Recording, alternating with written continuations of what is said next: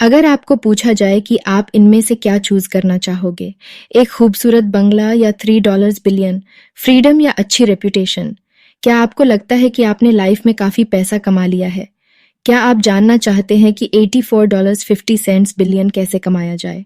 अगर ये सारे सवाल आपके दिमाग में घूमते हैं तो ये किताब पढ़िए, इसमें आपके हर सवाल का जवाब मिलेगा। बुक का नाम है द साइकोलॉजी ऑफ मनी, जिसे लिखा है मॉर्गन हॉसल ने। तो समरी की शुरुआत करते हैं। The greatest show on earth. Author Morgan Housel जब कॉलेज में थे तो पैसे कमाने के लिए वेलेट की जॉब किया करते थे। जहां वो जॉब करते थे वो लॉस एंजलिस का एक आलीशान और महंगा होटल था। एक बार वहां एक गेस्ट आया जो अक्सर उस होटल में आया करता था। वो लड़का एक टेक्नोलॉजी एग्जीक्यूटिव था और काफी तेज दिमाग वाला था। सिर्फ 20 साल की उम्र में ही उसने वाईफाई राउटर के लिए एक की कंपोनेंट डिजाइन करके उसे पेटेंट करवा लिया था। उस यंग मिलेनियर ने कई सारी टेक कंपनी स्टार्ट की और बाद में उन्हें बेच दिया। वो काफी सक्सेसफुल था, लेकिन पैसे के मामले में वो थोड़ा अनलकी था। वो लड़का जहां भी जाता अपने साथ नोटों की गड्डी रखता था और जो भी उसके साथ बात करता उसे वो ये पैसे दिखाता था। वो शराब पीकर बड़ी बड़ी डींगे मारता था।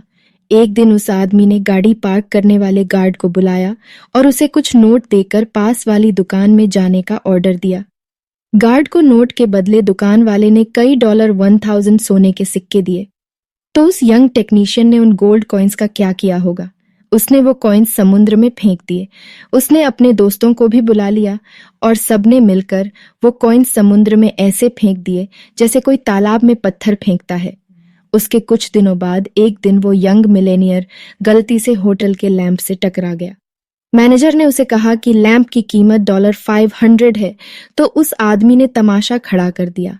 उसने अपने जेब से पैसे निकालकर मैनेजर के मुंह पर दे मारे और बोला, ये रहे $5000, अब दोबारा मुझे अपनी शक्ल मत दिखाना। शायद आप सोच रहे होंगे कि ये कहानी सच है क्या? शायद आप सोच रहे होंगे कि उस यंग मिलेनियर का क्या हुआ होगा। जी हाँ, ये स्टोरी एकदम सच है। इस किताब में आप कुछ ऐसी ही और कहानियां पढ़ेंगे, लेकिन इस कहानी के लास्ट में यंग मिलेनियर का दिवाला निकल जाता है। उसने कुछ ही सालों में जो कुछ कमाया था सब उड़ा दिया। उसके सारे पैसे खत्म हो गए और उसके यार दोस्त भी उसे छोड़कर चले गए। देखा आपने, पैसे से आप सब कुछ खरीद सकते हो, पर अच्छा व्यवहार नहीं खरीद सकते। चलिए एक और कहानी सुनते हैं। रोनाल्ड रीड एक जेनिटर यानी दरबान था। वो एक छोटे से गांव में पैदा हुआ था। वो अपने परिवार का पहला ऐसा इंसान था जिसने हाई स्कूल तक पढ़ाई की थी, और उससे भी मजेदार बात ये थी कि वो रोज लोगों से लिफ्ट लेकर स्कूल पहुंचता था। रोनाल्ड एक साधारण जिंदगी जी रहा था। 25 साल उसने एक गैस स्टेशन में गाड़ियां रिपेयर करने का काम किया। उसने जेसी पन्ने में 20 सालों तक फ्लोर की सफाई का काम किया। 38 साल की उम्र में रोनाल्ड ने एक 2 बेडरूम का घर खरीदा। उसने वो घर $12,000 में खरीदा और अपनी पूरी लाइफ उस घर में गुजारी। रोनाल्ड की शादी भी हुई, पर कोई बच्चा नहीं हुआ। जब वो 50 का हुआ तो उसकी वाइफ चल बसी थी। उसके पड़ोसी का कहना था कि रोनाल्ड की मनपसंद हॉबी लकड़ियां काटना था। जिस दिन रोनाल्ड ने न्यूज हेडलाइन बनाई वो दिन था उसकी मौत का। ये 2014 की बात थी। वो 92 साल का था। रोनाल्ड रीड के पास $8 मिलियन थे। उसने $2 मिलियन अपने 2 सौतेले बच्चों के लिए छोड़े थे और $6 मिलियन एक लोकल हॉस्पिटल और लाइब्रेरी को दान कर दिए थे। अगर आप विकिपीडिया में रोनाल्ड रीड के बारे में सर्च करेंगे तो उसमें आपको पता चलेगा कि वो एक चौकीदार, गैस स्टेशन अटेंडेंट, इन्वेस्टर, समाज सेवक और मिलेनियर था। लेकिन ये कैसे हुआ? इसमें कोई ट्रिक नहीं है। रोनाल्ड ने कोई लॉटरी नहीं जीती थी और ना ही उसे कोई खानदानी पैसा मिला था। रोनाल्ड इतने सालों से पैसा बचाकर ब्लू स्टॉक चिप्स में इन्वेस्ट कर रहा था। बस इतनी सी बात थी। वो एक एक पैसा सेव करता था, यहाँ तक कि उसने कभी इंटरेस्ट भी नहीं निकाला था। उसने अपनी सेविंग को सालों साल कंपाउंड किया था और उसकी मौत तक उसके पास $8 मिलियन रकम जमा हो चुकी थी। क्या आप कंपाउंडिंग का कॉन्सेप्ट जानते हैं? इसके बारे में हम बाद में बात करेंगे, लेकिन उससे पहले आपको एक और स्टोरी सुननी चाहिए। अब जरा एक नजर डालते हैं उस आदमी पर जो रोनाल्ड रीड से बिल्कुल हटकर था। रिचर्ड फ्यूस्कॉन मेरिल लिंच में एक एग्जीक्यूटिव था। उसने हार्वर्ड से MBA किया था और वो 40 की उम्र में रिटायर हो गया था। एक बिजनेस मैगजीन की 40 under 40 most successful people list में उसका नाम भी शामिल था। कनेक्टिकट में रिचर्ड का 18,000 स्क्वायर फीट का बंगला था, जिसमें 2 स्विमिंग पूल, 2 लिफ्ट, 7 गैराज और 11 बाथरूम थे। इस बंगले की मेंटेनेंस का खर्चा ही $90,000 महीना था और इसकी मेंटेनेंस में रिचर्ड ने काफी बड़ा उधार लिया था, लेकिन फिर उसकी किस्मत ने करवट बदली। 2008 में फाइनेंशियल क्राइसिस आया और रातों रात रिचर्ड फुटपाथ पर आ गया। उसी साल उसने बैंकरप्सी के लिए फाइल किया। इन दोनों यंग मिलेनियर्स रोनाल्ड रीड और रिचर्ड की कहानी से हमने क्या सीखा? फाइनेंशियल सक्सेस कोई साइंस नहीं है, बल्कि फाइनेंस ही एक ऐसी फील्ड है जहां रोनाल्ड रीड जैसे लोग भी सक्सेस हो सकते हैं। एक हम्बल एजुकेशन और एक्सपीरियंस वाला इंसान सर्जन, आर्किटेक्ट या इंजीनियर नहीं बन सकता, लेकिन फाइनेंस में रोनाल्ड रीड जैसा मामूली आदमी भी काफी बढ़िया अचीवमेंट कर सकता है। फाइनेंशियल सक्सेस एक सॉफ्ट स्किल है जिसे कोई भी सीख सकता है। ये एक यूनिक फील्ड है जहां आपकी नॉलेज से ज्यादा आप कैसे बिहेव करेंगे ये ज्यादा मायने रखता है। फाइनेंस की फील्ड पैसे की साइकोलॉजी समझने का तरीका है। आप चाहे जहां से भी हो, जैसे भी हो, पैसा आपका दिमाग बड़ा बना देता है। बस आपको हमेशा अलर्ट रहने और ध्यान देने की जरूरत है। हर कोई अमीर बन सकता है, पर हर कोई हम्बल नहीं होता है। इसी के साथ अब अगले चैप्टर पर आते हैं, नेवर इनफ। वैनगार्ड के फाउंडर जॉन सी बोगल ने एक बार एक स्टोरी सुनाई थी। एक बिलेनियर के घर पे पार्टी हो रही थी। एक कोने में कर्ट वेंगेट और जोसेफ हेलर बैठे थे। दोनों अपने होस्ट की इनकम की बात कर रहे थे, जो कि एक हेज फंड मैनेजर था। कर्ट ने कमेंट किया कि उस आदमी की एक दिन की कमाई भी जोसेफ के नॉवल कैच 22 की पूरे साल की बिक्री से भी ज्यादा है। इस पर जोसेफ ने कमाल का जवाब दिया। उसने कहा कि उसके पास वो है जो हेज फंड मैनेजर के पास कभी नहीं होगा, और वो है इनफ। अभी आपकी सोर्स ऑफ इनकम क्या है? क्या आप बोल सकते हैं कि आपके पास इनफ मनी है? चलिए इन 2 लोगों की स्टोरी से जानते हैं। रजत गुप्ता कोलकाता का गरीब लड़का था। वो एक अनाथ था, लेकिन 45 की उम्र में वो एक सीईओ बन गया।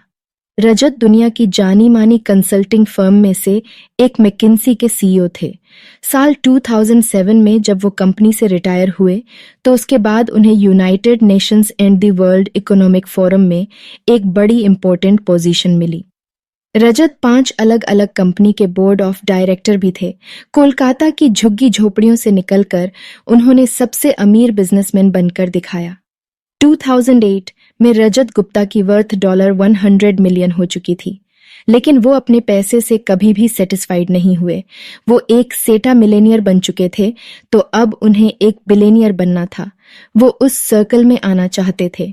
फिर रजत गोल्डमैन सैक्स के बोर्ड ऑफ डायरेक्टर बने। उन्होंने बिलेनियर बनने के लिए खुद को आगे बढ़ाया। 2008 में गोल्डमैन सैक्स इकोनॉमिक क्राइसिस के दौर में थी। वॉरेन बफेट ने कंपनी को बचाने के लिए उसमें $5 बिलियन का इन्वेस्ट करने का डिसीजन लिया।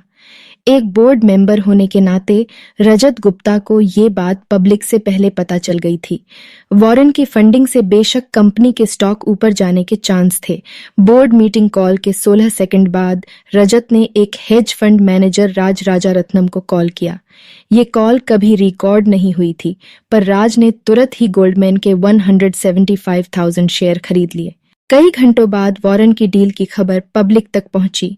गोल्डमैन के स्टॉक एकदम से ऊपर चढ़ गए। राज ने कुछ ही घंटों में $1 मिलियन कमा लिए और प्रोसिक्यूटर ने बताया कि रजत ने टोटल $17 मिलियन का प्रॉफिट कमाया। इसे इनसाइडर ट्रेडिंग का एक क्लासिक केस माना जाता है। रजत गुप्ता ने अपनी सारी दौलत से हाथ धोया और उन्हें जेल जाना पड़ा, और साथ ही उन्होंने अपनी रेप्यूटेशन भी गंवाई। रजत के पास पहले ही $100 मिलियन थे, तो उन्हें $1 बिलियन और क्यों चाहिए थे?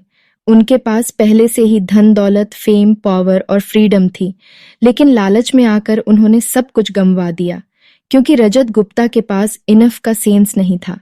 हम इस स्टोरी से 3 चीजें सीख सकते हैं।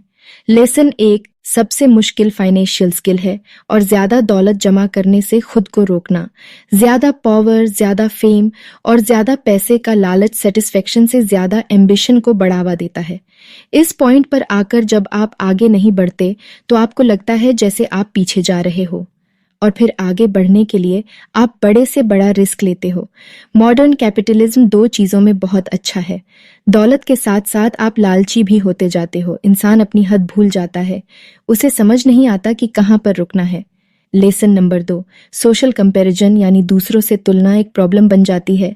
मान लो एक फुटबॉल प्लेयर साल के $500,000 कमाता है, उसके पास पहले से ही काफी पैसा है। पर हम अगर उसकी तुलना माइक ट्राउट से करें, तो जिसका $430 मिलियन साल के हिसाब से 12 साल का कॉन्ट्रैक्ट है, तो हमें ये रुकी प्लेयर उसके सामने एकदम गरीब लगेगा। अब मान लो हेज फंड मैनेजर जो $36 मिलियन कमाता है, पर 2018 में top 10 highest hedge fund managers कम से कम $340 मिलियन साल के कमाते थे, तो हमें ये $36 मिलियन उसके मुकाबले काफी कम लगेंगे। लेकिन अगर टॉप 10 हेज फंड मैनेजर्स जो साल के $340 मिलियन कमा रहे हैं, वो अपनी तुलना अगर टॉप 5 से करे, तो top 5 hedge fund managers $770 millions कमाते हैं। और अगर टॉप 5 खुद की तुलना वॉरेन बूफे से करे, तो जो कि 2018 में उनसे $5 बिलियन ज्यादा अमीर है। और अगर वॉरेन बफेट जेफ बेजोस के लेवल पर आना चाहे, तो जिसकी नेट वर्थ 2018 में $24 बिलियन थी, तो देखा आपने सोशल कंपैरिजन की दीवार बहुत ऊंची है, कोई भी इसे छू नहीं सकता। अगर आप इस खेल में शामिल हो जाओ कि मैं अपने दोस्तों जितना अमीर होना चाहता हूं, तो आप कभी नहीं जीत सकते, क्योंकि जीतने और पैसा कमाने की कोई लिमिट नहीं है। कोई पॉइंट नहीं जहां आपको इनफ लगे आप सेटिस्फाइड फील करो। जीतने का एक ही तरीका है कि लड़ो ही मत। मान लो कि आपके पास काफी है, चाहे आपके आसपास के लोग और की चाहत में पागल हुए जा रहे हो। लास वेगस के एक डीलर ने एक बार कहा था, कसिनो में जीतने का एक ही तरीका है, घुसते ही बाहर निकल जाओ। सोचो आप एक एग्जीक्यूटिव विलेज की पार्टी में हैं। आप और आपके दोस्त डिस्कस कर रहे हैं कि कौन सबसे अमीर है, किसके पास सबसे बड़ा घर है, और कौन सबसे ज्यादा फेमस है, और किसे लोग सबसे ज्यादा पसंद करते हैं। लेकिन आप देखोगे कि विनर कोई भी नहीं होगा। जीतेगा वही जो अपने आप से सेटिस्फाइड है, जो एक छोटे से घर में प्यार करने वाली फैमिली के साथ एक हंसी खुशी एक खुशहाल जिंदगी जी रहा है। लेसन नंबर 3, कुछ चीजें पैसे, फेम और पावर से भी बढ़कर होती है, चाहे आपके पास ये सब कितना ही ज्यादा क्यों ना हो। ये बातें रजत गुप्ता ने जेल से छूटने के बाद न्यूयॉर्क टाइम्स के अपने इंटरव्यू में कहा था। उनसे जब पूछा गया कि उन्होंने इस घटना से क्या सीखा, तो वो बोले, किसी भी चीज से ज्यादा अटैचमेंट मत रखो, चाहे वो आपकी रेपुटेशन हो या आपकी अचीवमेंट हो। ये चीजें कोई मैटर नहीं करती। इस हादसे ने मेरी पूरी रेपुटेशन बर्बाद करके रख दी है, लेकिन मैंने अब सीख लिया है कि मुझे इससे भी ज्यादा अटैचमेंट नहीं रखनी है। रजत गुप्ता खुद को बचाना चाहते थे। वो अपने किए की सफाई दे रहे थे। वो खुद को ही तसल्ली दे रहे थे कि उनकी रेपुटेशन उनके लिए अब और मायने नहीं रखती। लेकिन उनका कहना गलत था। रेपुटेशन बेशकीमती है, फ्रीडम बेशकीमती है, परिवार और दोस्त भी बेशकीमती है। लोगों को प्यार करना और बदले में उनका प्यार पाना भी बेशकीमती है। खुशियां बेशकीमती है, लेकिन ये सब पाने का एक ही तरीका है कि आप अपनी हद समझे, आपको याद रहे कि कब रिस्क लेने हैं और कब इनफ का मतलब इनफ है। नेवर इनफ को पढ़ने के बाद अब आते अंतिम चैप्टर पर, जो है अमीर होने और अमीर रहने के बीच का फर्क। अमीर बनने के कई तरीके हो सकते हैं, लेकिन अमीर बने रहने का सिर्फ एक ही तरीका है। चलिए तो ये बात हम इन दो इन्वेस्टर्स की कहानी से सीखते हैं। जेसी लिवरमोर अपने टाइम का बेस्ट स्टॉक ट्रेडर्स में से एक था। वो 1877 में पैदा हुआ था, जब दुनिया को पता भी नहीं था कि ट्रेडर कोई भी बन सकता है। उससे पहले ही उसने खुद को एक ट्रेडर के तौर पर एस्टेब्लिश कर लिया था। 30 साल की उम्र में ही जेसी ने $100 मिलियन कमा लिए थे। 1929 में स्टॉक मार्केट क्रैश हो गई, जिसकी वजह से ग्रेट डिप्रेशन आया। उन दिनों चारों तरफ बस यही न्यूज छाई हुई थी। वॉल स्ट्रीट के न जाने कितने ही स्टॉक ट्रेडर्स ने सुसाइड कर लिया था। अक्टूबर 29, 1929 के दिन जेसी का परिवार घर पर उसका इंतजार कर रहा था। उसकी वाइफ और 2 बच्चे दरवाजे पर खड़े होकर उसके आने की राह देख रहे हैं, और उसकी मदर इन लॉ बेडरूम के अंदर बैठकर रो रही थी। जेसी घर पहुंचा, वो शॉक में था, पर इसलिए नहीं कि उसका दिवालिया निकल चुका था। उसने अपनी वाइफ को पूरी बात बताई। हुआ यूं था कि जेसी ने शर्त लगाई थी कि स्टॉक मार्केट नीचे आएगा और उसका अंदाजा एकदम सही निकला और वो करोड़पति बन गया। उस दिन अक्टूबर 29 को उसने $3 बिलियन पैसे कमाए थे। जब हर कोई ये शर्त लगा रहा था कि स्टॉक के रेट ऊपर जाएंगे, तो उस वक्त जेसी ने भविष्यवाणी कर दी थी कि स्टॉक मार्केट नीचे गिरेगा। बस फिर क्या था, वो शर्त जीत गया और रातों रात बिलियनियर बन गया। पर एब्राहम जर्मैंस्की के साथ कुछ अलग किस्सा हुआ। अब्राहम एक अमीर रियल एस्टेट डेवलपर था। 1920 के दौरान वो मिलेनियर बन चुका था। बाकी ट्रेडर्स की तरह अब्राहम ने भी काफी बड़ी शर्त लगाई थी कि स्टॉक मार्केट ऊपर चढ़ता रहेगा। स्टॉक मार्केट क्रैश के कुछ दिनों बाद ही अब्राहम गायब हो गया। दरअसल उसने सुसाइड कर लिया था। अब फिर से जेसीए लिवरमोर पर आते हैं और उसकी स्टोरी पूरी करते हैं। 1929 के क्रैश के बाद जेसी ओवर कॉन्फिडेंट और अनस्टॉपेबल हो गया। वो एक के बाद एक बड़ी बड़ी शर्तें लगाता चला गया और जीतता गया। जेसीए को लगा कि वो यूं ही हमेशा जीतता रहेगा, लेकिन 1933 में उसने स्टॉक मार्केट में अपना सारा पैसा गंवा दिया। जेसी भी कुछ दिनों बाद गायब हो गया और उसने खुद की जान ले ली। जो चीज अब्राहम के साथ हुई थी वही 4 साल बाद उसके साथ भी हुई। अब्राहम की तरह वो भी सुसाइड करने पर मजबूर हो गया था। तो देखा आपने, दोनों आदमी अमीर तो बन गए थे पर अपनी अमीरी बरकरार नहीं रख सके। पैसा कमाना एक बात है पर उसे बनाए रखना अलग चीज है। पैसे कमाने के लिए आपको बाहर निकलना पड़ेगा, रिस्क लेने पड़ेंगे, आपको ऑप्टिमिस्टिक बनना होगा, लेकिन पैसे को बनाए रखने के लिए आपको हम्बल होना पड़ेगा। आपको ये बात याद रखनी होगी कि किसी भी वक्त, किसी भी सेकंड आपकी सारी दौलत छिन सकती है, क्योंकि जिंदगी ऐसी ही है। यहाँ कब क्या होगा कोई नहीं जानता। कभी आप एकदम टॉप पे आओगे तो कभी एकदम बॉटम पर। पैसे को बनाए रखने के लिए आपको सोच समझकर पैसे का इस्तेमाल करना सीखना होगा। और ये भी एक फैक्ट है कि पैसा मेहनत से कमाया जाता है, पर इसे कमाने में किस्मत का भी बड़ा हाथ होता है। जिंदगी में हमेशा याद रखो कि सक्सेस हमेशा रहने वाली चीज नहीं है। लाइफ में हार भी मिलेगी और नाकामयाबियां भी। बीते कल की सक्सेस आने वाले सुनहरे कल की गारंटी नहीं दे सकती। अब हम वॉरेन बफेट के पास वापस चलते हैं और देखते हैं कि उन्होंने 70 साल से अपनी वेल्थ कैसे मेंटेन करके रखी है। उन्होंने अपना पैसा 10 सालों के लिए इन्वेस्ट किया और 1 दशक से भी ज्यादा तक कंपाउंड होने दिया। और 89 की उम्र में उनके पास $84.50 बिलियन थे। वॉरेन को इन्वेस्टिंग आती है। उन्हें पता है कि इन्वेस्टिंग के लिए कौन सी कंपनीज बेस्ट रहेंगी। उन्हें यह भी पता है कि सबसे सस्ते स्टॉक्स कौन से हैं और वो सबसे ज्यादा इफेक्टिव मैनेजर्स को जानते हैं। और इस तरह से वो एक अमीर आदमी बने। लेकिन वॉरेन ने अपनी वेल्थ कुछ इस तरह से बनाए रखी। वो किसी बहकावे में नहीं आए। उन्होंने 14 रिसेशंस झेल लिए पर कभी भी घबराकर अपने स्टॉक्स नहीं बेचे। उन्होंने अपनी रेपुटेशन दांव पर नहीं लगाई। उन्होंने खुद को किसी एक स्ट्रेटेजी, एक ओपिनियन या एक पासिंग ट्रेड तक सीमित नहीं रखा। उन्होंने कभी क्विट नहीं किया और ना ही रिटायर हुए। 65 साल के बाद भी वो कंपाउंडिंग करते रहे और इस तरह वॉरेन सरवाइव कर गए। आपने इस किताब में उस यंग टेक जीनियस की कहानी पढ़ी जिसने $1000 गोल्ड कॉइन्स समुद्र में फेंक दिए थे। आपने इस किताब में रोनाल्ड रीड की कहानी भी पढ़ी जिसने एक मामूली सा चौकीदार होने के बावजूद $8 मिलियन दान कर दिए थे।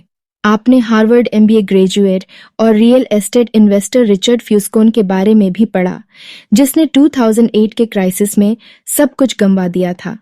और आपने इस किताब में रजत गुप्ता की कहानी भी पढ़ी जिसके पास $100 मिलियन होने के बावजूद उसे $1 बिलियन और चाहिए थे। इस बुक में आपने जेसी लिवरमोर और एब्राहम जर्मैंस्की की कहानी भी सुनी। इनमें से दिन के $3 बिलियन कमाता था जबकि दूसरा अपना सारा पैसा गंवा बैठा था। बाद में दोनों लोगों ने सुसाइड कर लिया था। आखिर में आपने इस बुक में वॉरेन बफेट के बारे में पढ़ा तो इन सारे लोगों में से आप किसके जैसा बनना चाहोगे? याद रखो कि जिंदगी में रेपुटेशन, फ्रीडम, फैमिली, प्यार और खुशी ही सबसे कीमती चीज है जो पैसे, पावर और फेम से कहीं बढ़कर है। याद रखो ये दुनिया गोल है और हार और जीत जिंदगी का एक हिस्सा है। कभी हमारे पास सब कुछ होता है और कभी कुछ भी नहीं। अमीर बनने के कई सारे तरीके हैं, पर अपनी अमीरी बरकरार रखने का सिर्फ एक तरीका है। इसलिए हम्बल बनो, पैसे की वैल्यू समझो और जो आपके पास है उसमें खुश रहना सीखो। जिनसे आप बेहद प्यार करते हैं उनके साथ वक्त गुजारो, क्योंकि परिवार और सच्चे दोस्त ही इंसान का सबसे बड़ा खजाना होते हैं। आज की समरी यही खत्म होती है। समरी कैसी लगी कमेंट बॉक्स में जरूर बताना। धन्यवाद।